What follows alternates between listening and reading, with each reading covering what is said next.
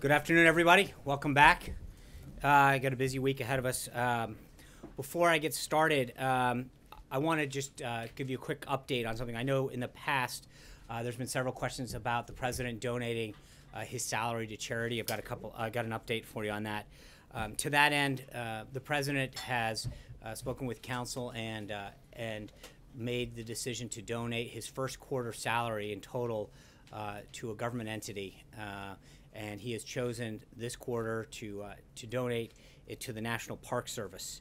The Park Service has cared for our parks since 1916, and the president is personally proud to contribute the first quarter of his salary to the important mission of the Park Service, which is preserving our country's national security. So it is my pleasure, on behalf of the President of the United States, to present a check for $78,333 to the Secretary of the Interior, Ryan Zinke, and Superintendent of the Harpers Ferry Park site, Superintendent Brandenburg. So, no, it's straight up. It is every penny that the president received from the first quarter since the day that he was. It's not a full quarter. It is, yeah, right, because the Constitution says that. Sorry, that was. So it's from January 20th, noon forward. We think it'll cash, though. With that, I'm going to let Secretary Zinke make a few comments about the Department of Interior and the work that they're doing, and hopefully the President's. So. Well, thanks. And I'm Secretary Zinke from the Department of Interior, for those that don't know me. Obviously, great to be with you. Those that don't know me, I get my inspiration from Teddy Roosevelt. And the motto now in the Department of Interior, if you go to Yellowstone and have the opportunity to look at the Roosevelt Arch, it says, inscribed in stone, is for the benefit and enjoyment of the people. And that's our pledge. So for those that aren't familiar with the Department of Interior, we span 12 time zones, from the Virgin Islands all the way to Palau. And within our holdings are 20% of the nation's land. We have 417 national parks. We have 562 federally recognized Indian nations, 567 wildlife refuges, and 221 wilderness areas. And I'm the steward of our nation's finest and most majestic holdings. After riding the horse on my first day, we've been pretty busy. Just on public lands alone, I've signed directives on the first day to expand public access. Important if you're in the West, especially in the far West, as Montana is. We made sure we increased opportunities for traditional hunting, fishing, and conservation efforts, and we've invested millions across 12 states on preserving our conservation efforts there. On energy, that was much of last week was spent on energy. We held one of our most successful leases, 122,000 acres for wind development on federal lands off Kitty Hawk, North Carolina. We also stopped the war on coal by continuing the coal leasing program, and I established an oversight committee to review and analyze across the board rents, royalties on our federal lands, with the objective of, number one, being transparent, number two, being Reagan, trust but verify, and number three, making sure the taxpayers that own the public lands are getting fair value. On the management side, we have unfortunately uncovered a lot of internal controls that weren't there. There's been in the news several incidences of sexual harassment and a culture of discrimination, and you can hear it from me. I put policies forth: zero tolerance for sexual harassment or discrimination. We have 70,000 full-time employees, and each employee deserves the right to enter a workplace that's innovative, teamwork, but free from harassment. On the brighter side, we will pilot the first ever dog-friendly Department of Interior. Puppy Day is coming up, so we've established that. And people ask, why are you doing that? Well, some of it is we compete on millennials. So we're trying to develop ourselves as a friendly department that's going to work with people. We're going to be an advocate for collaboration, and in doing that, we're going to start with being dog friendly. And also, we've taken to Twitter. As you know, this administration is Twitter friendly. And so am I at Secretary Zinke. And finally, as a veteran myself, I tell you, I am thrilled at the President's decision to donate the check he did today. I did talk to the President last night, and he has decided, as you know, donate his entire quarter salary, and we're going to dedicate it and put it against the infrastructure on our nation's battlefields. We're about $100 or $229 million behind in deferred maintenance on our battlefields alone, and that's on our 25 national battlefields, and we're excited about that opportunity. So thank you very much for the opportunity to be with you, and thank you for American people to trust the stewardship of our nation's greatest holdings with us. So I'd like to thank our superintendent, Brandyburg, for being here. He's Harper's Ferry. If you haven't been out there, please do. With that, I'll turn it back to Sean. I will take questions. How's that war on coal thing working there? You're saying that you're going to open it up because of war on coal. Isn't that kind of contrary to what Teddy Roosevelt wanted in preserving the land? Well, there's no doubt three things.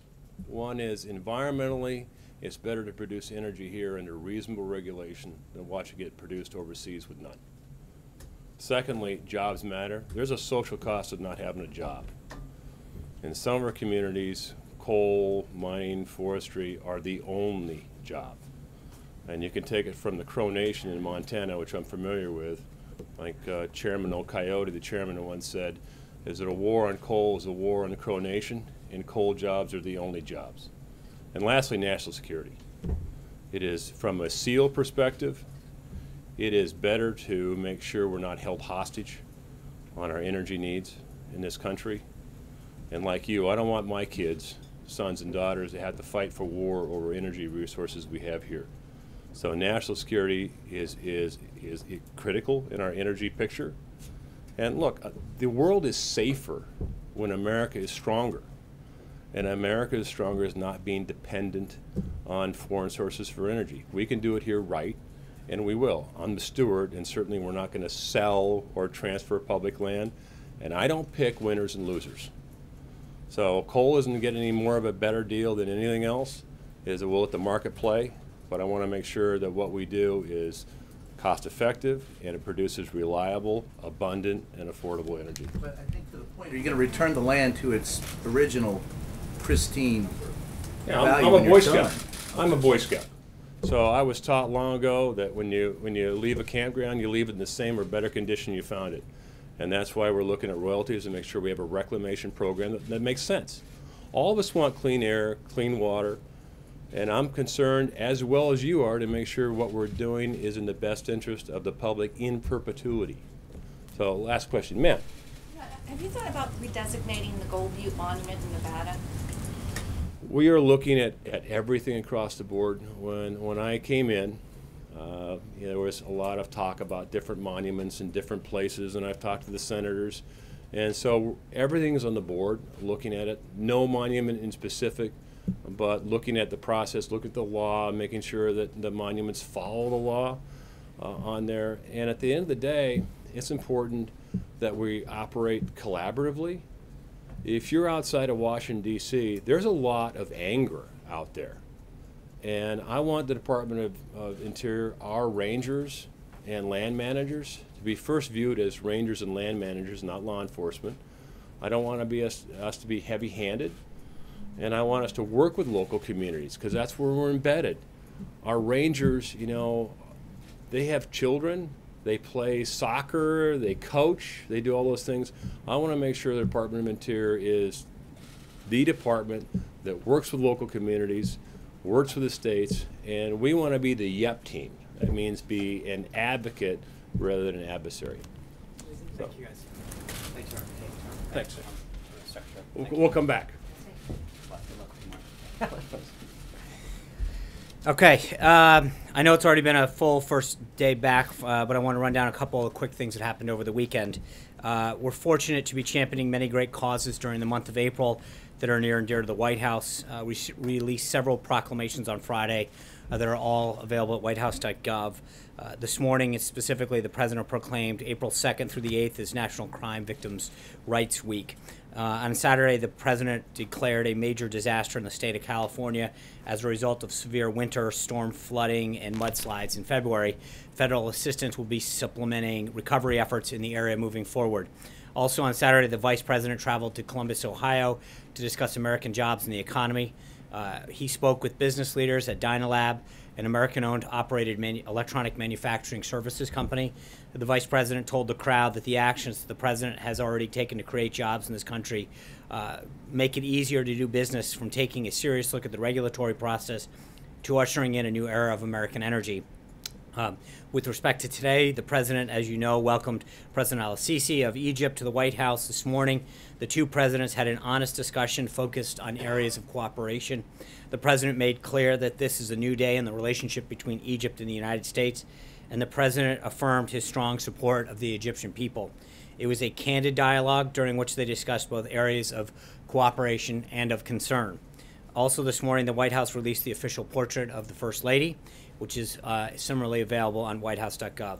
And just about now, the President began a meeting with Secretary of State Tillerson, where they're expected to discuss several topics, including the Secretary's recent trip to Brussels, where he attended the NATO Foreign Ministers meeting. As you may have known, just prior to the briefing, the Senate Judiciary Committee voted to advance the President's selection for Neil Gorsuch to the full Senate. While the White House was pleased to that beyond the committee partisan vote, more Democrats have moved past partisan obstruction to acknowledge that Judge Gorsuch is simply qualified and deserving of being on the bench, but we're obviously disappointed that the overwhelming majority of them are still playing politics with the nation's highest court. If the Democrats get their way, and I know the numbers are looking that way, this is going to be the first successful filibuster of a nominee to join the Supreme Court, which is clearly unprecedented. With a vote on Judge Gorsuch expected Friday, the American people will see which senators are willing to keep this seat open to get in the way of President Trump making progress on one of his most significant choices so far. Also today opens the application process for this year's H-1B visas. The President has spoken about the H-1B visa program in the past. The White House acknowledges that there are issues with the program as it currently stands. However, there are several laws that are on the books that went unenforced in the previous administration. As the Department of Justice made clear in its release this morning, the Trump administration will be enforcing laws protecting American workers from discriminating hiring practices. Looking ahead to the schedule for the rest of the week, the President will host a CEO town hall meeting on the business climate tomorrow morning, and then in the afternoon he will make remarks to the 2017 North America's Building Trades Union National Legislative Conference. On Wednesday, as I mentioned last week, he will host His Majesty King Abdullah II of Jordan. And on Thursday, after welcoming participants of the Wounded Warrior Project Soldier Ride, the President will depart for a visit with President Xi of China to Mar-a-Lago. The President has been briefed on the devastating flooding that has killed several hundred people in Colombia, and we are working closely with the governments of both Colombia and Peru to support efforts to address the extensive losses and damage caused by this natural disaster. The President has also been briefed on today's attack at the St. Petersburg metro.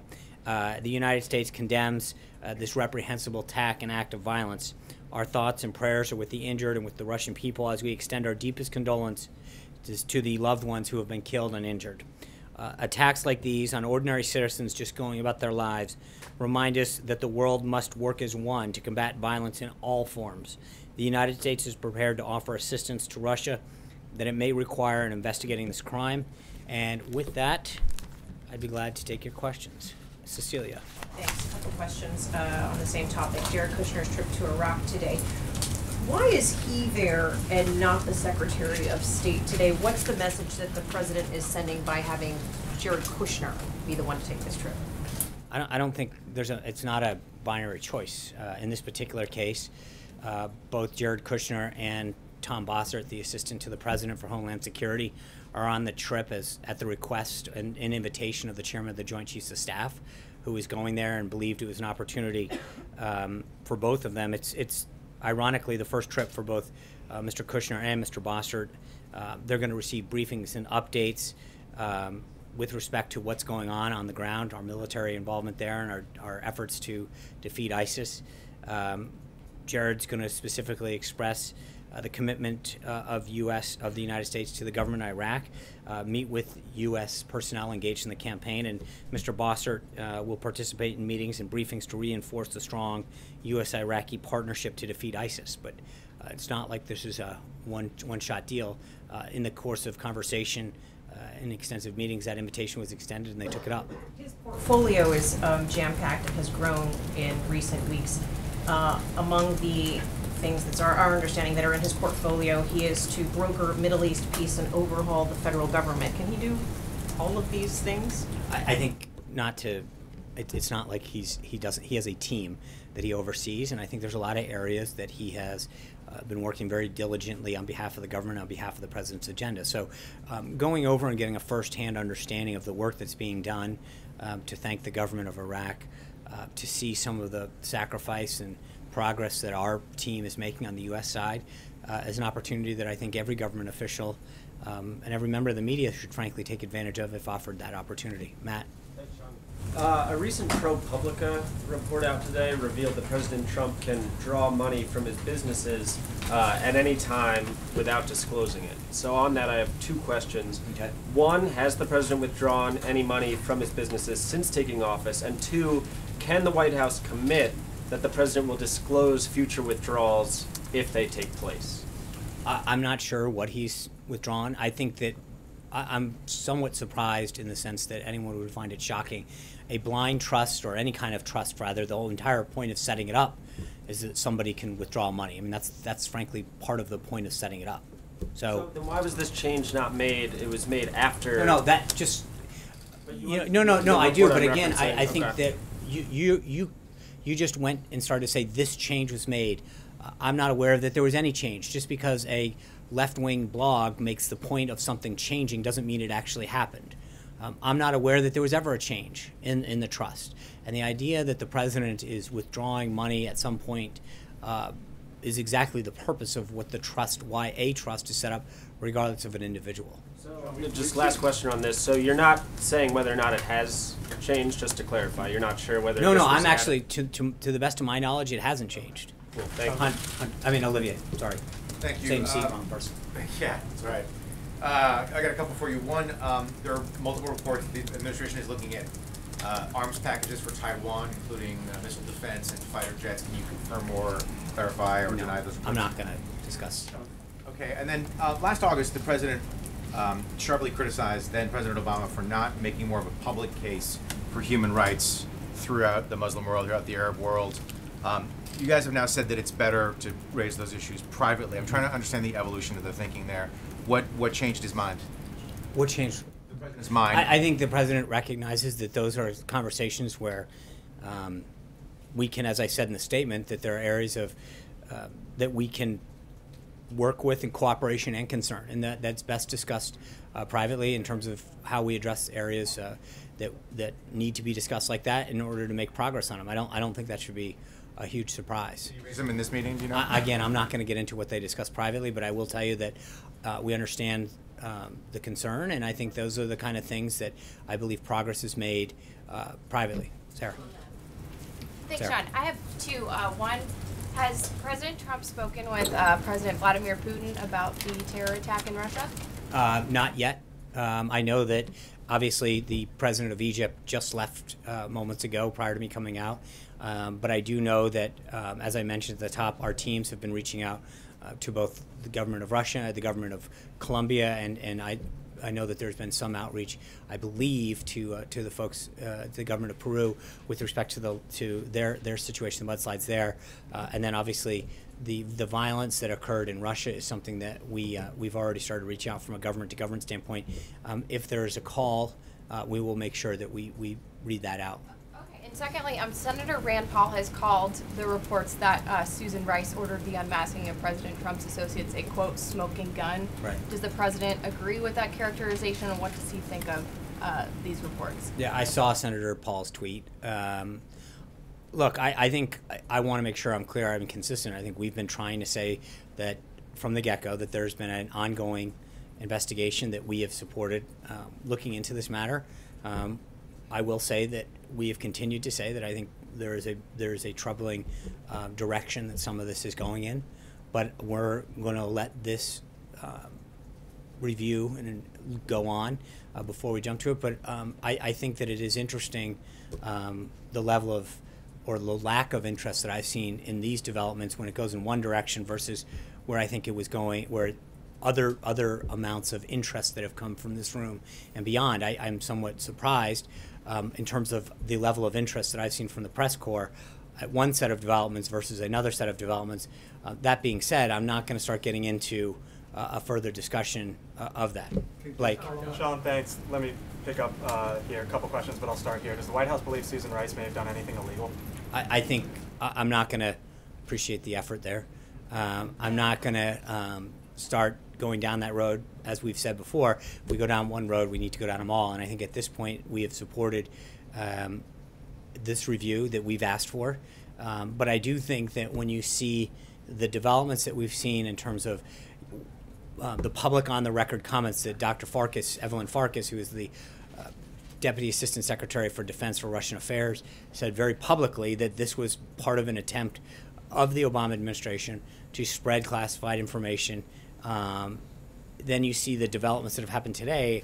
I'll just say that, as again, I'm somewhat more from a media standpoint, somewhat intrigued by the lack of interest that we've seen in some of these public revelations and reporting that has gone in that direction that we've seen in some of the other directions that we've seen. That being said, I'm not going to get into. And let me ask you, as it relates to Neil Gorsuch, Yeah.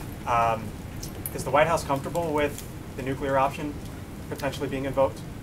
The president said several weeks ago that this was something that he would support. We're comfortable in the sense that obviously that decision is up to Leader McConnell to make how he wants the Senate to deal with this. I think the majority leader's comments are very clear in the direction that he's headed in. But I think we have entered a whole new league if this goes forward in terms of Democrats really going and saying it's one thing to vote against a nominee. We've seen that in the past, and I understand that. But we've now gone from the devolution of agreeing that there are certain people that a president has the right as long as they're qualified, right? We've seen that in the past. John Roberts, I think, got 78 votes.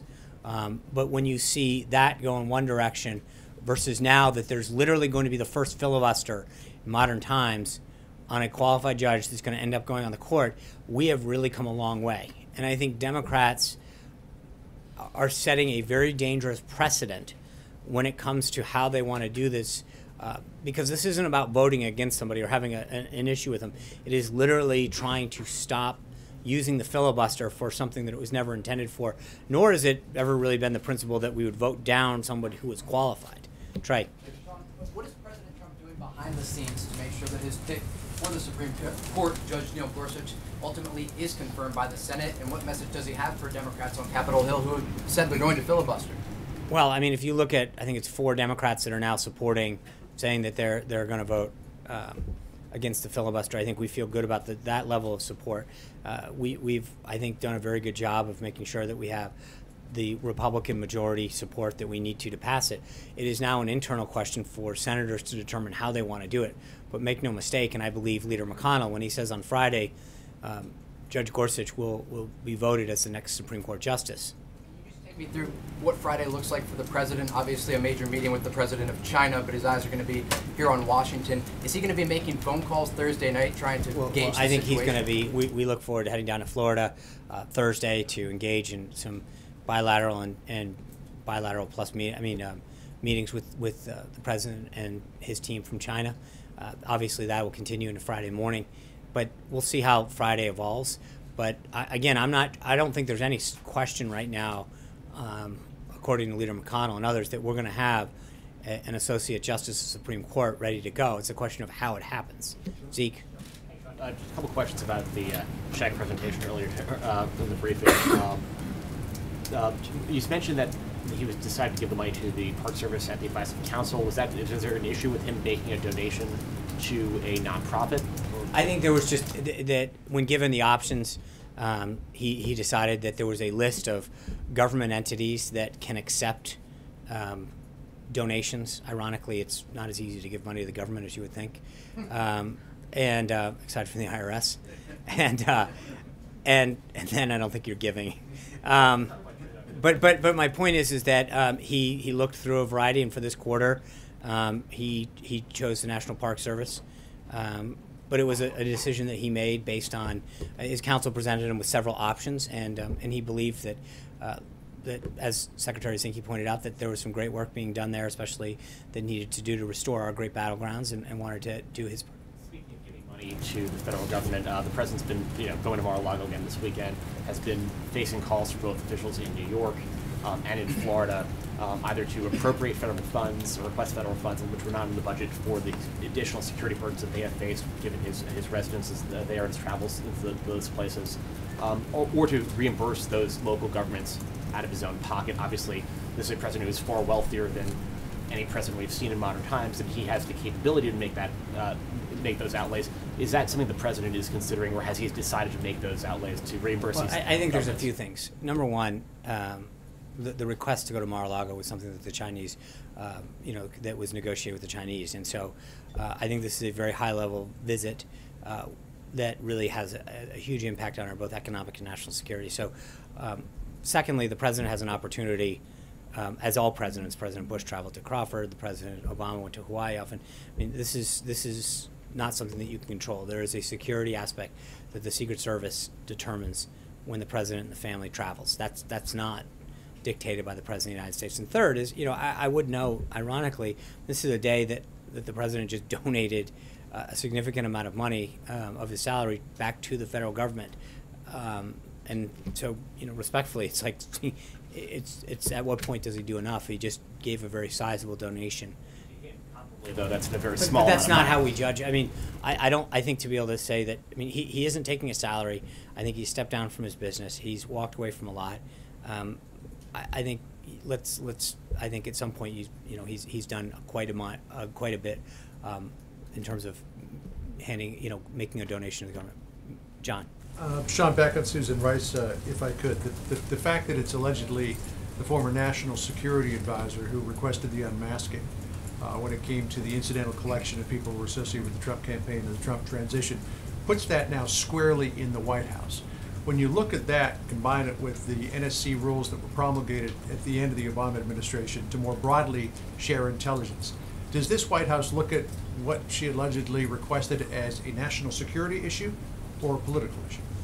Well, I'm not going to, I mean, that's a nice backdoor into the line of questioning. I think until there's a finding of that, I don't want to start getting into the motives, because we still haven't, again, me getting to the motives assumes certain things in fact that I don't think we're ready to go to yet, because that, again, would be getting in the middle of an investigation. I do think that there's been enough public discussion and reporting on this stuff that I'm not going to comment on this any further until those committees have come to a conclusion of that sort. So we're not going to start going down and guessing the motives of something that is not assumed in fact yet. But I do think that it is interesting, that, as I mentioned earlier, the level or lack thereof of interest in this subject versus what has been commented on previously in terms of alleged people involved in processes.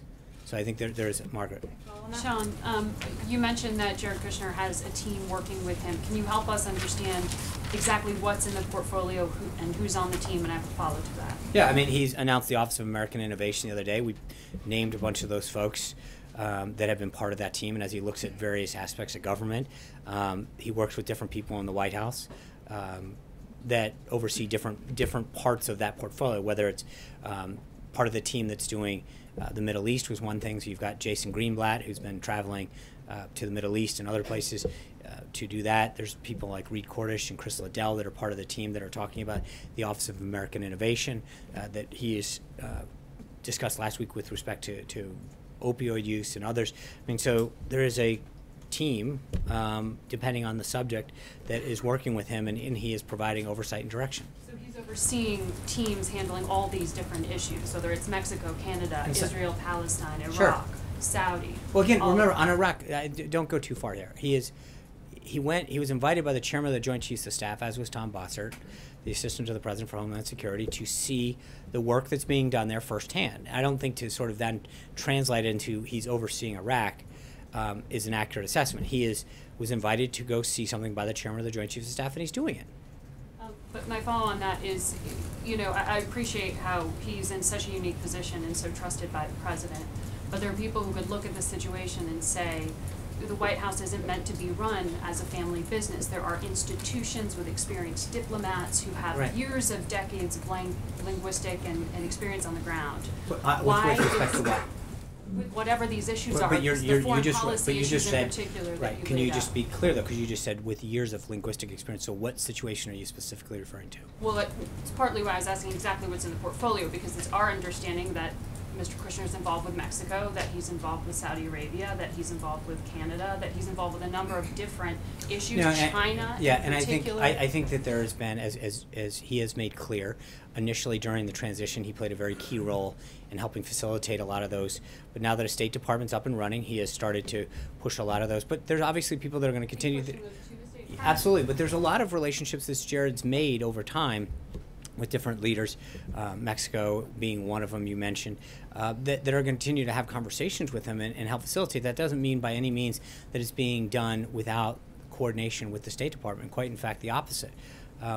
He's continued to work with them and to facilitate an outcome, but he brings a perspective to this and began doing that during the transition. But again, it's not a binary choice where he's doing this at the expense of somebody else. But he's a direct line to the president, whereas the other institutions are not. Okay, great. That's even better then. I think that's a win for our government. Shannon. On healthcare, has the president been reaching out, or anyone in the administration, to Democrats in Congress? Can you say specifically who? And does he still see the opportunity to work more closely with Democrats, given the difficulties with the House Freedom Caucus? I think the president has made clear that he intends to work with anyone who wants to help him get to the number of votes. He obviously had a very productive discussion this weekend with Senator Paul. I know the vice president has been actively engaged, as well as other members of the staff, with members of the House in particular. And they're going to continue to try to find a way forward. But there are some, I'm not going to expose every member that's had some of these. Some of them want to back channel this to offer solutions and constructive ways forward. But those conversations are happening at several levels within the White House to see if we can find a way forward to get the number of requisite votes. But the president continues to work hard. He's having these conversations. Members have reached out to him to make their suggestions known, and so that's. But we continue to feel optimistic in the sense that there's a lot of constructive ideas that are coming to the table to get us to a way forward on healthcare. I just want to make one admin announcement. Tomorrow, the president is, as I mentioned, he's giving a speech tomorrow with a roundtable of CEOs on the American workforce, and then tomorrow he'll be speaking again at the American National Building Trades Union. So we'll have some kind of background briefing before the day because he is speaking live. So we will, on the guidance tomorrow, have something for you in terms of what we'll do for a briefing. We're working on that now. With that, I'm going to end for today and let you guys have a good one. Take care. Thank you, guys.